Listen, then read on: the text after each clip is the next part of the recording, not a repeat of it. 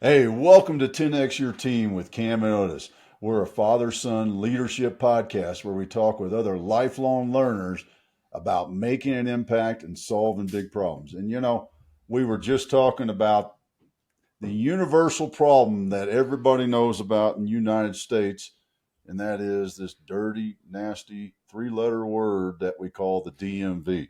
Uh, and how it is not a pleasant process. And I think it's not the folks, it's the time. And there's lots of philosophy about time, but the bottom line is you only got so much. And when you're sitting there doing that, waiting, unknown amount of Yeah. time. I've done some reading on this too in a book called Alchemy, and just letting people know how much more time they have to be there changes their attitude. But there's a whole nother rabbit hole that I could go down and talking about that. Camden, I don't think you you have not spent enough time at the DMV yet at your young age.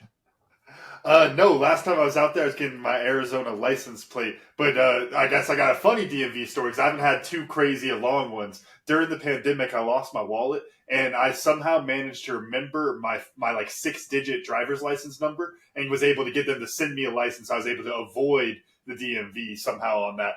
Was filling it out. Was like, you know what? And these 6 numbers came to mind. I was like, you know what? I think that's it. I'll put it in. Got the number right. So there you go. You can avoid a trip that way. Well, Ted, I'm going to guess our guest Ted joining us now. I'm going to guess that your memory might be kind of like mine, and you ain't remembering 6 numbers just out of the blue like that, are you? Cam, I hate to tell you, I can rattle my DMV number off like a heartbeat, and I don't know why. It's and it's a letter followed by 7 digits, and that's one number I can remember, and my social security number. And don't ask me why. It's just the strangest number in the world, and I don't need to give it to you here. But no, that's just a fluke in my Yeah. memory. It's the older we get, it's amazing, what sticks and what doesn't. Well, So you remember the time, Ted? Remember the time when you had to write your driver's license number on a check? Remember those that times? probably has a lot to do with it. That's That's true. when I was growing up in Texas and I first started writing checks. That was what I had to do, and I knew that driver's license number because every time you That's write a true. check, you write it down. So, That's so probably that and my social security number, right? You used to write that everywhere. oh yeah, yeah, yeah, yeah. But before we realized people shouldn't know that that bit of information. Yeah. Yeah. Oh man. Fortunately, those accounts for me are long closed. So, folks, if you find a check with Otis's driver's license number on it, you ain't getting nothing out of it. I can tell you that. Uh, Yeah. Ted, I've been thinking about this because Camden and I love our sports. What happened that you switched from inside the sidelines to outside the sidelines videoing? Well, that's a long story, and it's a long story because I'm so darn old, right? And so I grew up in the Midwest, and we basically were raised to play sports. I mean, small town, 10,000 people. You had your football, your baseball, your basketball, and you just went from there. And I was actually fairly good at basketball, and I had myself lined up for a scholarship to play in college. And then in 1975, I tore my ACL and MCL really badly, and they just couldn't fix it back then like they can do that stuff today. And it's still the reason I ride my bike a lot, because if I don't move it, it just doesn't like to move. And so there I was, an athlete that couldn't really play without hurting myself. And somewhere along the line, I met a beautiful woman. We got married and been married for 41 years. We have 4 kids, and so that athleticism kind of passed on through the kids, and we followed them around out to soccer fields, all kinds of fields. And I'd picked up a camera one day. I'd actually won a camera when I was working at Pepsi Cola, which was another lifetime, right? And it was like somebody sent me to a golf tournament. I won the grand prize, and it was a trip to London. It was $1,000. It was a camcorder and a VCR. And I got that, and I started filming my kids' games. And this is like in the 90s. And that's kind of how the transition slowly happened. It was just, we'd spend 40 weekends a year, Otis, on soccer fields. I have three daughters and one boy. The kids are 30 to 40, and they all played in college at some level. And, the oldest, I think I mentioned to you before, was at Air Force Academy, played soccer. And so dad's out there filming, on the sidelines. And then it's like, oh, I need a good tripod. And it's like, And then I need to get higher. So I bought a little portable scaffold that I could stand on and, get out there. And a funny story is TVX video stands for Ted's Video Experiment 20 years ago.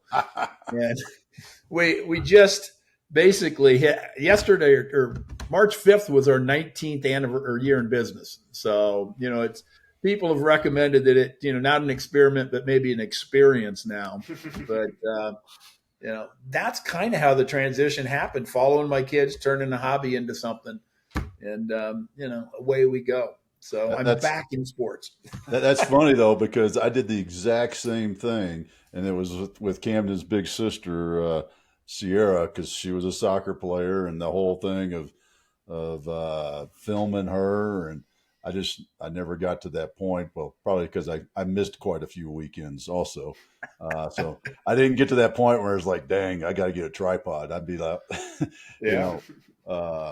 that's funny how the video of just for probably when you first started, it was more for prosperity than anything else. And then it turned and morphed, and wow, what a cool way. Yeah, that's actually the part I was curious about, was talking about filming the kids playing their sports. It reminds me of a lot of folks that I talk with when they hear I coach rugby, and they talk about coaching their kids' sports. And they do like you did, Dad, which is their kid fell in love with the sport, and they go be a good parent and go start coaching the sport and get involved in all that kind of stuff.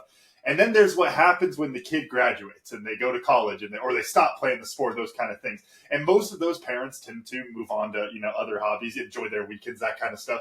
Ted, what was it about either the sports itself or the video process? What was it that got you hooked to, stick around doing that, when it wasn't just your kids around? There was, so I went to a soccer tournament called Nomads. And it was one of the first, kind of big club programs where Derek Armstrong came over from Great Britain, right? Mm-hmm. Started a club out here in San Diego. And I went to his tournament one weekend, and I sat on the main field stadium with one camera, and I made $4,000 filming like 8 games. And I would sell the one team, and they were, back in the day, it was on tape, and we had to produce DVDs to send it to them. And so they'd all buy this $350 package. Well, if they lost, the other team would buy it. And so then I was doing this, and I came back and I said, why am I working for $800 a week at this other job? I think I ought to just transition into this. And so that was really the spur of it. And then there was probably one other instance where we traveled, playing soccer. We were in Vegas. My wife and I aren't gamblers. We went out and printed a little sign and said, I'll videotape your game for $300. And we had 5 people say, God, that would be great. And my wife looks at me and says, you need to get a bigger camera. And I go, okay, I can do that. And that was kind of the slippery slope, right? How did you go from kind of the hobby, the weekend hobby sort of thing where you're making a few bucks, to, all right, now this is a business? Because, the only way you make it 19, almost 20 years is you realize that this is now a business. When did that hit you? Well, I still wonder when it's going to hit me, but,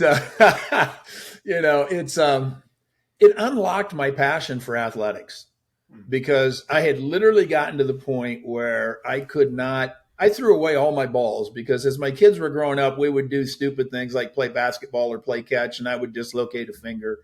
And it got to the point my mind knew I should be here, but my body didn't quite make it. And so actually getting into the sports, it was just talent. I mean, when I was a young guy, I used to cut yards back in the Midwest, and I'd save my money, and I used to go buy power tools because I really loved woodworking and creating and things like that.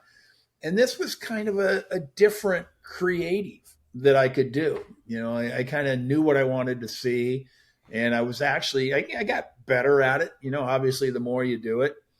And we just, you know, went from like, let's make this a business. I was working at a printing and a mail shop as a general manager, but printing was going kind of bye-bye, you know, big printing presses.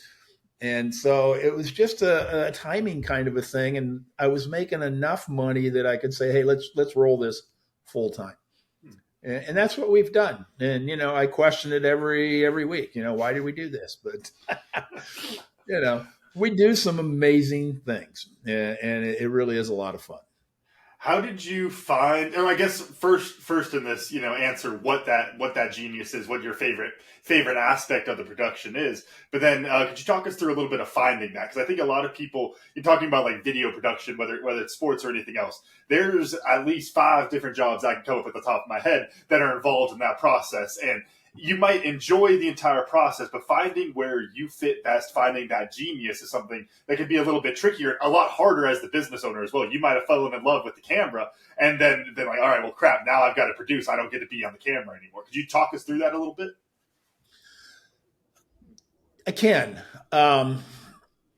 It's, you know, when we first started, I was the camera guy. I was everything. I was the producer. I would learn to shoot a game, get rid of the dead time, you know, in-camera edit is what I would call it, and produce that. But this business is changing all the time. New technology is coming out. I actually pulled up an invoice from 15 years ago. I was charging more 15 years ago for a game than I am today. But that's back in the day where, you know, we were putting it on tape. We had to burn DVDs. We had to print DVDs. We had to do all this other stuff. And technology has made what we do a whole lot easier. Then we ran into a couple of kids out of Santa Cruz University that came to this novel concept, and it was in lacrosse. And they said, hey, we want to try to start live streaming lacrosse because we think there's a market there. And so then I worked with them. This is 10, 12 years ago. And this was like at the very cusps of live streaming. And like rugby, lacrosse plays out in the middle of a cow pasture, right? No stadiums, no height, no internet, no nothing, no electrical. And so we got very proficient at being able to do that. And so as we started to increase the type of productions we were doing, you know, we'd start having announcers. We would, you know, start having post-production and things like that. The end of the stream basically was, as I've realized a couple of years ago, that my job is really not being a camera operator. It's really not being a producer. It's really not being able to do this. It's being able to allow my people to do it. And we're at a level now that the people that are, and I know you worked with them at that University of Arizona game, you know, they're very good at what they're doing. And you get very good at what you're doing because you do it all the time. You know, I mean, you look at 4 or 5 camera monitors and say, which one do I want to cut to right now? You know, that takes a little bit of, you know, practice, if you will. So at this point, my role in the company is to kind of grow it. I mean, COVID killed us. I think everybody knows what that did to all the small businesses. We're trying to grow back. And doing that, I've hired 3 people full time. And, you know, we're working on different things, and we're trying to bring the company back up. So my job right now is to support the people that are working with me, helping me pull the cart, and, you know, using them. It's not a top down, like you got to do this, and this. I rely on my people to come up with good ideas. I mean, I always hold the veto power and say, no, I've done that 20 times. It doesn't work. We're not going to do it a 21st time. But, you know, my business core is I try to find really good people that have passion, that want to do and can have the same mission and goals that we do. And so far, you know, it's working. hope that answers what you were asking. It does, and then I think there's a second part to it, which is then have you found that the business owner aspect of it has become that passion for you, or how have you translated that passion that you had out with your kid's soccer game all the way up into now you're not even touching the camera, you're not playing with the toys anymore, but you are getting to move the chess pieces. Well, they all have challenges, and I will tell you, every event that I do. The happiest I get is when it's over and it's been successful. We haven't hit too many foul balls in a long time. You always have something you can improve, but having a stream crash on you in a major event is not much fun. One of my very, very early experiences was working with the school on a drunk driving program because one of the soccer coaches that I played with, or coached my kids, basically was a big muckety muck at this, private school. And he said, "Hey, can you come in and film this recreation of a drunk driving crash? It happens on a Wednesday and we have a presentation on Thursday morning to all the schools." And so we're out there with cameras. We got 4 or 5 people where, they're cutting, actors out of a wrecked car, and, they go to the hospital, they go to the morgue, they, go to the jail, and we're doing all of this in one day, and then we're producing this 20, 25-minute video to show the whole school. And we're 10 minutes into this video with 1,000 kids in the auditorium, and it stops. And it's like, oh, shoot. It would have been a perfect "You Want to Get Away" commercial for Southwest, because I'm surrounded by all these kids, and the video just kind of stops, and they're trying to figure out what was it. And ultimately it was just something really silly because somebody had put an out point in the video timeline. And when they exported it, they only exported it to the out point. And so the video they were playing was only like 10 minutes. Oh, and it was the greatest thing. And you're feeling so good. And you're watching this, and then it stops, and it's like your heart sinks. And so, a lot of this business though is fall down, get up, keep going. And, I'm very resilient in that aspect. So, you don't get this good looking by not falling down and scraping your face a whole bunch of times. And, so I think it's my philosophy. I think it's my upraising. Just there's always challenges in everything that you do, right? So, but yeah, back to your question. There's a joy when it's over and done. The University of Oxford comes to UCLA. We're on UCLA's campus. We're producing one heck of a rugby match that the world is watching. It's a great game. We've got an announcer that did the European finals the year before. Everything clicked. Beautiful game. And there's, that's just a feeling you just can't go out and create by yourself. You got to have a team, and you're proud for your team, right? It's not Ted doing this. It's my team doing this. And, love that. Ted, tell us, because you mentioned the kids from Santa Cruz, and what I'd love to hear is you avoided the blockbuster path, right? Of come rent videos, you were mailing out DVDs, you were kind of like following the Netflix. How what was it? Was it one of those? Sure, whatever, kid, why not? I ain't doing nothing else this weekend. Or is there some intentional, like, I see this coming with streaming? I wish I was that smart. I really do. I'm an old guy, Otis. That feeling, right? And some of these new kids and these new technologies, this is why I've hired a bunch of younger people. They see the world differently than you and I do. They can do a million things on their phone, and I'm thinking, what button do I push? So I think we've tied into the passion, and I think people still love the passion. I was doing things that if I could go back, I would have capitalized on them more. I would have grown quicker. I was out there a lot sooner than a lot of people were. We were doing tournaments, big tournaments like Surf Cup or Adrenaline Challenge or things like that. You'd have 30, 40 fields going on. You'd have, tens of thousands of kids there.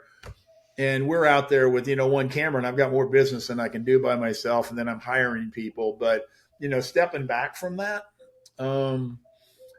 we could have franchised that out or maybe attacked it a little bit differently.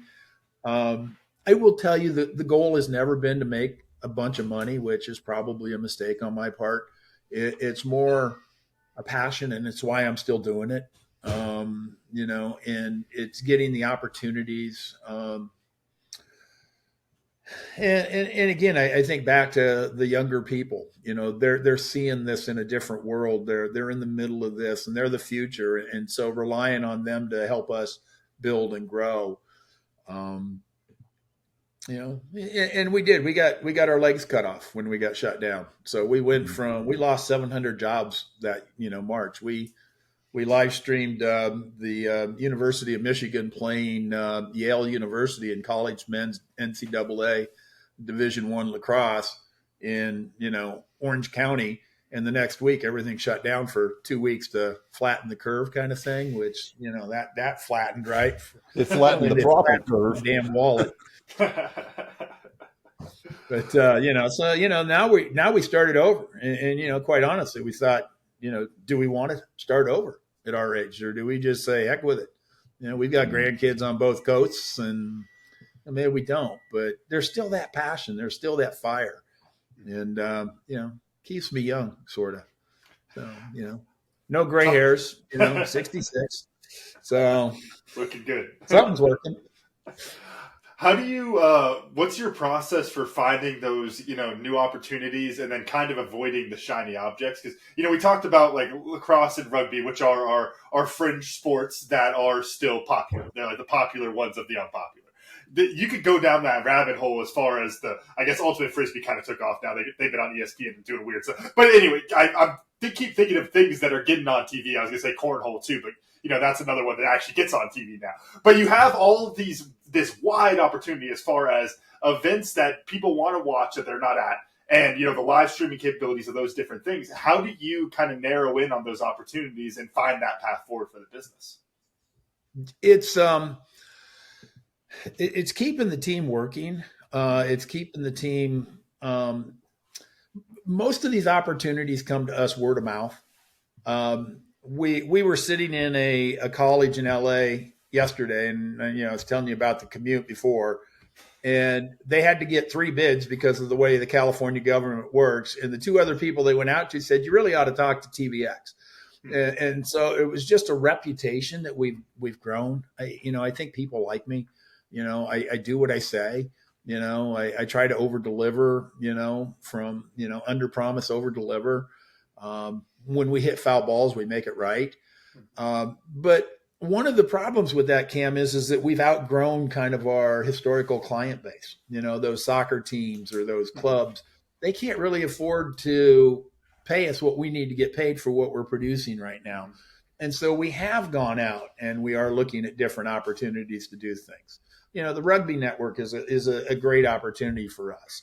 World Lacrosse came and just kind of fell into my lap last year. And I mean, that's a huge event. That's an international event, 108 games over a 5-day period. And we got to do almost 30 of them. Right. Wow. And it was because we've been playing in that small market, and it's growing, and it's going to be an Olympic sport. Rugby's on a similar track right now. Soccer used to be on that track. And to speak of, Ultimate Frisbee Association, we just signed up 2 teams for this spring. We start in, a couple of days. As soon as I said Ultimate Frisbee, I knew you were going to check me on that. Yeah. Well, they just rebranded themselves, but all of these sports is kind of funny because they were, my 3 daughters played soccer in college. My son started playing lacrosse, so I got into that market. And then in college, his team folded, so he decided to play rugby. And I thought, you're going to die, because my wife's 4'10" and he's about 5'5". And I've seen those Samoan kids. And it's just like, he didn't die, and he had a good time. And he didn't die from any of the drinking alcohol out of somebody's cleat. So, that's kind of a rugby thing, right? Yeah. And, and then so we just kind of followed those markets because I had a passion with my kids. And then we started meeting people, and they really thought, wow, this is great. And it goes from there. And now we're relaunching high school football in California on Cox Channel 4. And, we did last year, we did 9 seasons or 9 games. And this year we're going to do another 11. And then they're talking about volleyball. And, it's just, it's one is we put out really good work for a reasonable rate. And, people trust that we will get it done. They don't worry about us, And so our battle lately has been, how do we find the clients that have a little bit more money? And how can they afford us to do this? I'm dying to do a downhill mountain biking race because we can produce that in the middle of nowhere and we could be very successful at it. We're talking and we're looking at crew races out on lakes, and, they have some big crew events, with all these colleges and these people rowing these boats. And it's like, we've just accumulated this knowledge and this capability over all of these years by letting people say, hey, let's go do this. And, at the end of the day, I always tell my crew, I says, with what we do, nobody dies. So no matter how bad it is, we're going to go do it again. We're going to pick ourselves up and run. So, but finding those bigger clients and those bigger opportunities is where we're at. So instead of talking to teams, we're now talking to conferences or we're talking to leagues. And, I've come to the realization in the last, 6 months to a year that as much as I want to do the Super Bowl or as much as I want to do some of these major things, it's decisions way above what I'm going to grow to at my age. Maybe somebody that pushes my company will, but we're kind of in this niche right between some, really small producers and the big guys that come out and are, producing for, not that we haven't done ESPN, because we have, but that's the market that I'm targeting right now, is going out to those. Talk to us about, because you said something, and I've run across this in my own business and with other businesses I've worked with, is as you grow, particularly in a technology realm that you're in, it just costs more to do what you used to do when it was just you with the camera sort of thing, right? Because you got to hire somebody, you got to pay them, you got more technology, and you got to cover the overhead and all these sort of things. So now, Bob's Rugby Club and Chula Vista can't afford you to play, to record their match. And that was your grassroots start. Could you talk to us a little bit about that? I'm not really sure how to frame the question. Is it a loss, or is it's probably more in the decision department of the conscious decision of, all right, we're going to go, to use a term in my industry, a high ticket. We're gonna do more high ticket because it's worth it, right? Yeah. But that means that Bob's Rugby Club and Chula Vista can't hire us anymore. So how do you kind of balance that out and make that decision? Well, my network is pretty robust. I mean, I told you I have 3 employees, right? There are at least a dozen other people that we have to bring in on, jobs that we work regularly, but I just can't afford the overhead to have them full time. And then I have a network of people that are kind of where I started, and that's just kind of where they're at, but people I trust. And so most of the time I'll take on as much as I possibly cover. And then when I can't, I can't. And so I'll still do Bob's Rugby Club. We experimented a little bit earlier to say, hey, what we're producing needs to demand more money.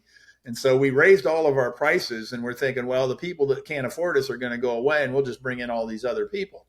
Well, those other people didn't come, and now I got all these clients, and then all of a sudden the calendar starts getting thin, and it's like, wait a minute, maybe we need to rethink this strategy a little bit. And so there are multiple levels of service that we can offer. It can still be a very, at the very basis of what we do is we produce very strong video, very clean audio, and we have a really robust way of putting that up on the web with our pipe to put data through is really good. And if I've got a good camera person and good audio and a good stream, Bob is really happy that his game is up, and I can do that with very limited assets, right? Mm-hmm. These bigger assets are, rugby network games. We're bringing 7 or 8 people out there. It's a dance, and it's a great production and it's more money. But, sometimes I can make just as much profit off of my little guys than I can off of going to Phoenix this weekend. 80% of what we're getting paid is costs. So is it really worth it, to go to Phoenix to do that? And at this point we say yes. And we say yes because we're developing this relationship with rugby, and it's going to grow. And then we're going to be in a position to be able to do that. So there are very few times I will say no to something unless it's just ridiculous, especially if it's an old client for me. And that's kind of the crawl that we're doing right now. I'm finding ways to say, hey, we wouldn't be where we're at today if you guys wouldn't have trusted us 10 years ago. I'm not going to leave you high and dry. And I think that builds to our reputation somewhat. And if we just can't do it, they understand. I mean, March 30th is a ball buster for us. I mean, we've got so many events going on, and it's just like I've told some of my people or some of my teams that just we can't cover this game, and they know that, and they're totally fine. But that doesn't mean I've thrown them away forever. What about and I guess the term that's coming to mind is like the product side of it. I keep thinking of, talking about outgrowing your audience. As the business owner, you want to improve the product that you are giving to the audience, right? And by doing that, when you look at your own operation, like you said, always look for ways to improve. As you do that, you find things that are going to increase that cost. And it's kind of this like natural of like we're joking about getting a bigger camera, beginning of the episode. It's like, gosh, I could put out such a better product, but then it's buying this camera, which is going to price out rugby and lacrosse. And it's like, but then I could go do this. How do you balance the more like technical aspects of it? Because you want to grow, want to improve the quality of the product you're putting out there. But at the same time, if you improve that quality too much. What's the 8K stuff they do the UFC events in now? You go on 8K, you're not even gonna get on ESPN. That's got to be pay per view at that point. Like you're like the model is very different than what you see in a lot of businesses. How do you try to balance those two as you improve the quality? Quality has always been one of the things that we lean on, right? And when I was at the lower levels of what we did, I always had better equipment than the other people that were out there doing it. I mean, you can buy a $400 camera and a guy can stream that, right? My dad told me a long time ago, when I was growing up, he said, son, it's not the bat, it's the batter. And so I focus on my people and less on my equipment. If my equipment is good enough, and the equipment that we have right now is very good equipment, but it's not a, $100,000 red camera. That's just not a market that we're after, right? What we're really concerned with is the quality that our viewers are seeing on the other end. And most of them don't sit down and look at our, U of A Central Washington game that was a great game and say, wow, they shot that on a red camera. They looked at that and said, wow, these guys really covered that game well. It looked good. Our announcers sounded good. The stream didn't buffer. And they don't give a hoot, what kind of a camera we shot it on. Granted, more expensive cameras have more bells and whistles, but we're also not producing like a TV movie where, we're going to go into post and do this. What we're doing is happening live. And so we need to have it look as good as it can without getting it too complicated, because if it gets complicated, it can look like crap too, no matter how much money you pay. So, and we're up to like 14 cameras now. And I mean, we've got just a bunch of them, and it's just a slow process of replacing things. Some of the ones we used to use 5 years ago, we now put on a scoreboard so we can get a scoreboard read. So we're not making major technology decisions. I think the big decisions we're making right now is that, we're trying to get to a level of growth that can support more people, because the growth in our quality are not coming from going out and buying more expensive tech. The growth in my company has come where as a one-man show. Otis, you've done businesses, right? I'm out there, and you get so busy doing that you don't really have time to improve. I mean, you get better, incrementally, but by me hiring these people, I've got these people sitting down and they say, we need to come up with a consistent brand. Our branding is good.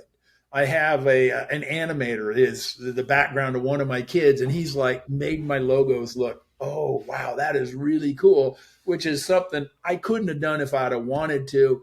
And I was so busy doing that I wasn't even really thinking about. Mm-hmm. And so those are the quality improvements that are out there. And, I think that the things that we're really looking at is you saw what we did in Arizona. We're considering purchasing a vehicle where we can have everything inside of it to be able to go to these events to make things quicker, easier. I'm not looking forward to Grand Canyon this weekend because we got to carry all that stuff up, 2 flights of stairs. All those parking boxes, lugging them up the stairs. Oh, right. Man. Yeah. But it's just where we're at right now, right? We're trying to make a comeback. We're trying to grow the business into something. Sales equals more opportunity. And so, I'm really focused on trying to find those businesses to keep the calendar filled up. And, hey, it's fun stuff. I mean, we get people to come out and they really love what we're doing. I mean, we're not sitting in a deposition courtroom somewhere, shooting a talking head. I've done that. I did that for a while. It's good money, but I'd probably, just go jump off a bridge somewhere if I had to do that every day. But I don't know if that answers your question. I mean, there are technology changes. These young people are thinking about some of those. We're constantly improving, and it's the little things that we look at that are better. Is how do we have a better communication with a sideline reporter? How do we? And we're fairly well advanced. I mean, we're using optical fiber for what we're doing. One little strand that's half the size of my pen here, can carry 4 video signals, audio signals, and it's not like we're running 20 cables out to each camera. And anyway. I'll be quiet for a minute so you can get another question out. What I want to know is more on the business side. We talked a little bit about the technology and that a little bit of the decision process you're making. But one of the things that comes into the reality of it, and you touched on this a little bit too, and the going to Phoenix this weekend and how much it really is going to cost compared to, go down the road to Chula Vista and maybe just shoot something off the shoulder and, make the same amount of profit. A lot of businesses screw that up when they start to get to your point, right? Mm-hmm. You're at that point where now, well, what processes, tell us some of those business things, step out of your passion and what's some business things that you've had to go, all right, we need a system or a process for that. Well, how do you say this? The process is we have to have a certain amount of work on the calendar all the time. And the real challenge in my business is we kind of follow a school year. We get really busy in August when schools get back and football starts, right? And then we've been hurt during winter sports. And so it's seeing the different things that are out there. I mean, we're getting hurt because there's a lot of AI cameras being used by schools. They buy one camera, it sits up and it just films, it streams, it sucks, but it's free. And, and a kid and a person can see that. And so the business strategy is knowing where the business is going and finding out really where our niche is. And that niche is these, 3 to 4 level camera productions. And so finding those events, and we've been so heavy sports because of how I grew up, that business is like, gosh, I want to go do more and more and more sports. But there are other opportunities out there. And so it's all directed at, when June comes along and our sports are over, well, I still have overhead and I still need to work. So we do commencements at schools, we can still take that same crew out and we can do a graduation. And, that $5,000 is a whole lot more profitable than this $5,000 if I go to Phoenix. And those are just, numbers, right? Because I can go set up for, we're there for 3 hours and we're done and we're in town and we can do that. So it's really a matter of finding those events that fit our capabilities, whether they're sports or not. I mean, during COVID, you're going to laugh at this one or maybe not, maybe cry. I mean, I survived on funerals and masses. And, people couldn't go to church and they couldn't go to funerals. And, it was a travesty of all of that happened. But we had a capability where we could at least bring it to people. And, so that's what my job as a business person is to try to find what are those jobs that keep bringing things in. And ultimately, when we're successful, we may outgrow a lot of the people that we're working with right now. Or they may evolve into different technologies, where, this is great to have this, but everybody's fighting for dollars right now. I mean, we could go into our economy, but we'd probably be here until, a week from tomorrow. And so it's trying to find ways to keep us solvent, basically. And, it doesn't matter what kind of things we'll do. I mean, my wife told me I can't do porn, so that's why we're poor. But I wouldn't do it anyway, right? And so, staying within a moral high ground kind of a thing is what we do. And like I told you earlier, nobody dies from what we do. This is just enjoyable things and working with great people. I mean, that's kind of the journey, right? I don't know if that answers the business question, but it's really trying to find, what fits what we can do. Because if I start chasing things that we don't have the capability to do and I have to invest in and it doesn't work, I think that's a quick recipe for disaster for us. So I wanted to shift gears in on something because there's one aspect that I was thinking of takes me back to my Verby days doing virtual events. And, the way you were talking about the events and, the relief after you finish the broadcast and that kind of thing. It reminds me that since my playing days, coaching gets really close, but honestly, the event hosting felt really close to that thrill of the game, just because it's like you're competing against the clock, things are moving, people are relying on you. Like there's so much pressure going on in there that it honestly, it did scratch that itch pretty close. But the interesting thing, I think, from a leadership perspective there is the preparation and the maintenance aspect from U10, which is the getting the team ready, which is as soon as this broadcast starts at 2 p.m., we are all good to go, and we are going to keep going until the broadcast ends. And so the preparation aspect of getting the team ready for that, but then also the maintenance aspect, meaning keeping things moving when, or I guess the train's already moving. The train's going to keep moving. You're keeping people on the train as things start going wrong and those kind of things. Could you talk a little bit about that from a leadership perspective? That's really my main role. And that's what I focus on is leadership of the team, but the leadership is kind of, I look at leadership as I'm supporting the team, not, they're doing my will kind of a thing. And I mean, my camera op showed up to the wrong school last night, and it's just like, hey, there's nobody here. And I go, well, the calendar says it's not a home game, it's at another school.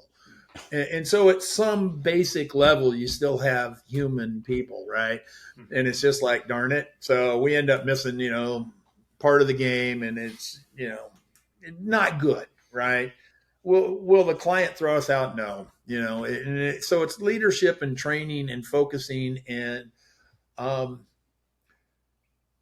have some difficulty actually with some of the younger people, today, because there's a different way to communicate, and things that I just take for granted, don't always work that way. And so trying to tie this together, we meet regularly. I hire my people on a salary basis. I'm not paying them an hourly rate. And my deal with them was, I need help growing this company. I want you to be a person that adds to this and helps pull this. And, that's the type of leadership that it is. I don't have this, black and white path to success that, we're going to follow. This is a team effort. And that's part of the leadership that I want to give these people. I want them to make mistakes. I want them to fall down and get up. That's more, maybe not leadership, but more of a philosophy. And it's one that's done well for me. Right. But then talking about opportunities. I mean, we have a meeting once a week and what has to be done this week? And this week's busy. We've got, I think, 6 live streams in 3 days, and but we've got crew capable of it. They're able to look at it. Will something mess up? Hope not. Could, you could have an equipment failure, which, knock on wood, we haven't in a while. But, I think it's by hiring the employees, it was a very big risk for me because when you're using only people that have other interests in other places, they're not always available. And so by hiring these people and paying them enough that they don't have to worry about, can I eat? Can I live? They actually have the ability to focus on how do we grow this. And that's kind of the environment that I'm planting here. Does it work all the time? No. Sometimes I pull my hair out. I mean, if you look back here, it's all gone, but, but that's life, right? I mean, what I do is life, at the end of the day, TVX does not define who Ted is. It just doesn't. It never will. I mean, what defines me is how I've, chosen to lead my life. I mean, I've got a great wife. I've got great kids, and so that falls through. All of my people know that family's first. So if they really have something that's out there, that's the leadership. I don't see a lot of opportunity in our economy anymore, and so actually creating this oasis or an opportunity for these people to be able to thrive is really kind of my mission somewhat. I mean, I had an old Mexican guy when I delivered Pepsi back in the 80s. He looked at me very succinctly and he said, a person's job is sacred. And I kind of took that to heart because it really is, because corporate America doesn't look at it that way anymore. People are bouncing around from jobs. I mean, I'm here for a bigger purpose than producing great video content. And, I'm trying to impart that on my people. And, if we're successful, great. And if not, I'll pick myself up one more time and we'll figure out something else, Touch on just a little bit, if you will. What's next?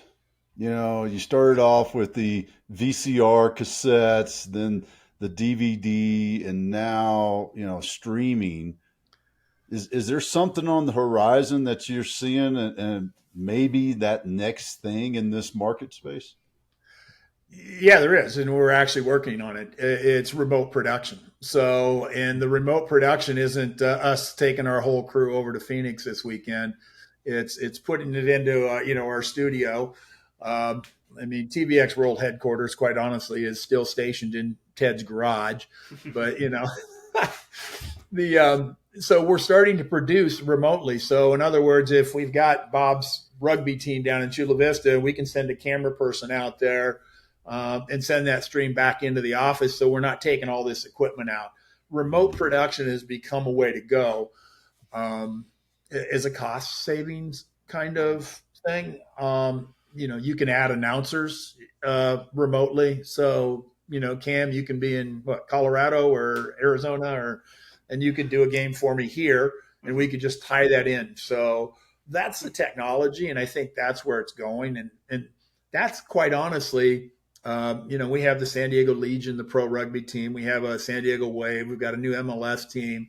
We've got, the San Diego Seals. We've got all these teams that are just perfect for what we do that are at that next level. But their leagues are making decisions and it's all being done remotely. I mean, part of it's being done in Florida. Some of it's being done in Texas. Some of it's being done in the Bay Area. And so I don't have the opportunity to work with those teams. I may have the opportunity to send camera people out, but we're well down that path to being able to do that ourselves. We've had a number of rainstorms out here. So instead of sending all our equipment out to the rain, we can send a camera that's well protected and one person that's well protected, send it back into a nice, warm, dry studio, and nobody knows any different, right? Mm-hmm. So that's one of the items that I see out here.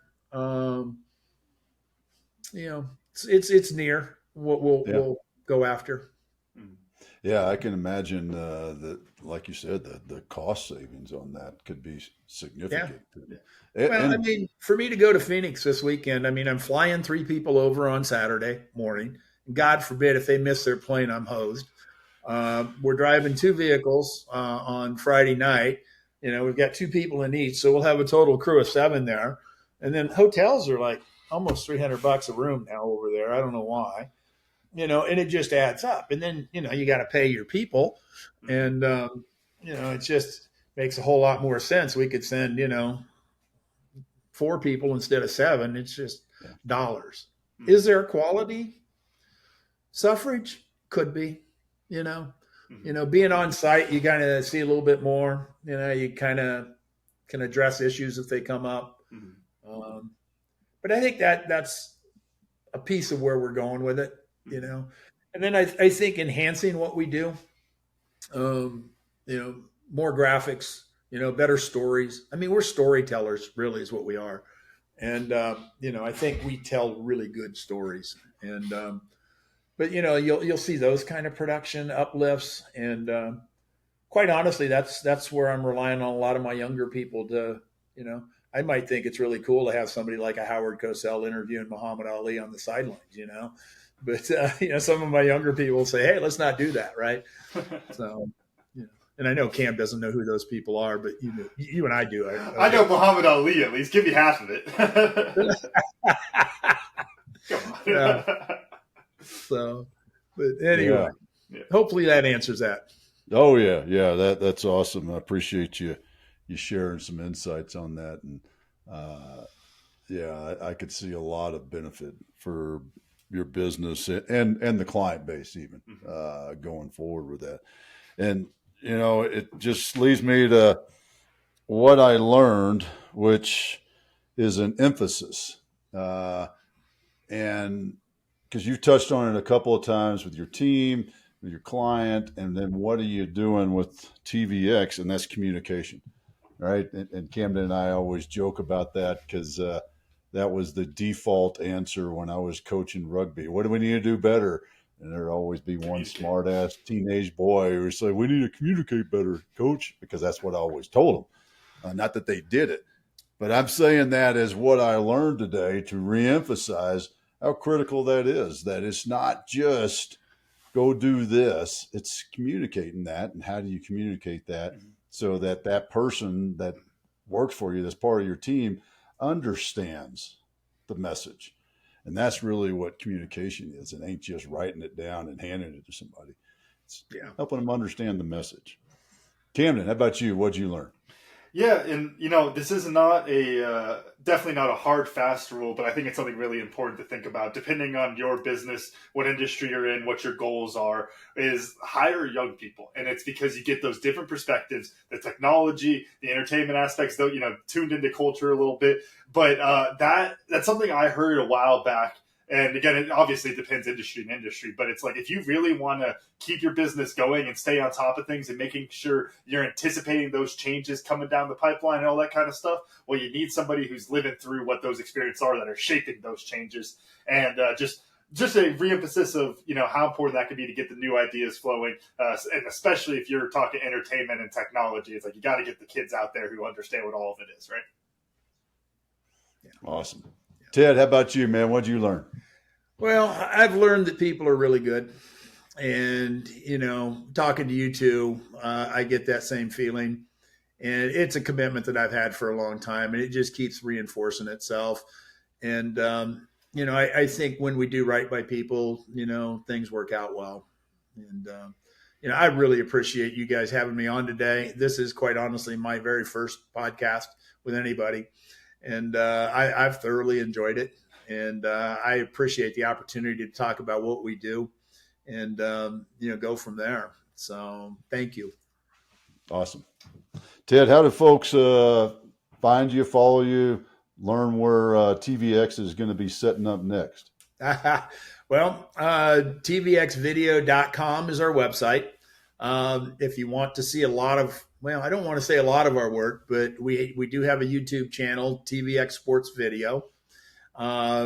People can call me anytime they want if they've got references. My email is ted@tvxvideo.com, and you can get to our website and you can get directly to me. And, I will respond to you. And, just stay in there. We're pushing our social media now, so you can find us at TVX Sports Video there too. Awesome.